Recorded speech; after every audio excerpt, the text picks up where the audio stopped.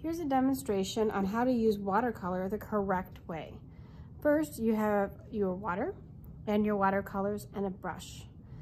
Watercolor is supposed to be transparent. You're supposed to be able to see through it. So grab a little bit of water with your paintbrush first, then choose a color, and you're gonna just take your brush around and twirl it on the top. We're not digging at it. You just lightly touch the top of the paint, and then you can paint on your paper. It should be watery looking. It should not be thick. This looks pretty good. Here's how not to use watercolor. Dipping your paintbrush in water, coming over here, and then digging, really scraping with the bottom of the ferrule and just rub, rub, rub, rub, rub, because you want it to be bright, and putting it on. Do you see how much thicker it is and darker? If you want paint to look that dark, we use tempera paint, not watercolor. It needs to look more like this, okay? And another thing a lot of students do that's not good is they put their paintbrush in here and then they just go dip more water. When you do that, all you're doing is changing the color of your water and making it dirty. Let me do it again with a bigger brush. Get some water on your brush first, tap the side so you don't drip. Pick a color that you like, and you're just gonna twist and twirl on the top really lightly. I'm barely touching it. Then I'll paint it on my paper. So that's a little bit dark, but that's okay. I didn't dig around. Maybe I'll grab just a little bit of water on my brush, and I can add a little more water, and I can spread it out. Always clean your brush, and you can tap it on your paper towel to get the extra water off. You could always use crayons. If you press hard with your crayon, not light, this is lightly and dark. Let me do a couple other ones. I'm pressing pretty hard. Oops. I'm pressing lightly. And do this one. I'm pressing firm, light.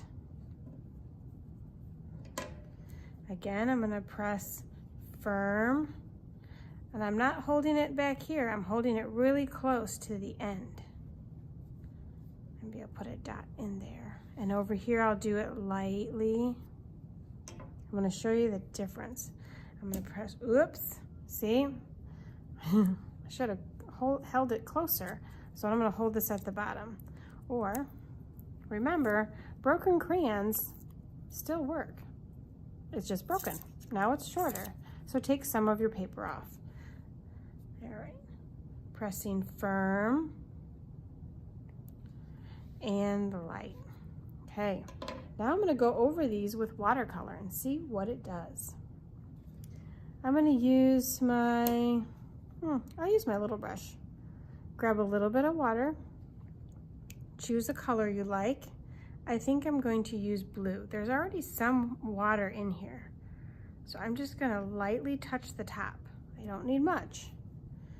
And I'm gonna lightly go over, oh, it's really bright. I'm gonna add a little more water. I don't need more paint because there's quite a bit of color already on here.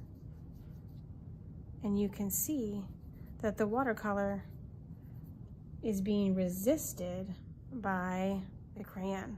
So the crayon is resisting the watercolor. And I am lightly touching the paper. I am not scrubbing the paper. Let's try it over here where I use the crayon lightly. A little bit of water. I'm barely touching my paint. Now go over this. It's not so bad. It looks pretty good with the lighter watercolor. I'll try it with a little bit more color. I'm going over it very carefully, teeny bit more. And you can see how these rings don't show up as good. The crayons don't show up as good when you've pressed lightly. So to be successful with your crayons and watercolor, press firmly and go slow when you're making those circles. And remember, watercolor needs to be light and see-through, transparent and watery. And this one here is just a little too thick. I'll do one more that's pretty thick. So if I dug around in here, dig, and I paint with this one, this way too dark. It's beautiful, but it's way too dark. The best thing to do is to get some more water, put some water on your paper, and then you can spread it around.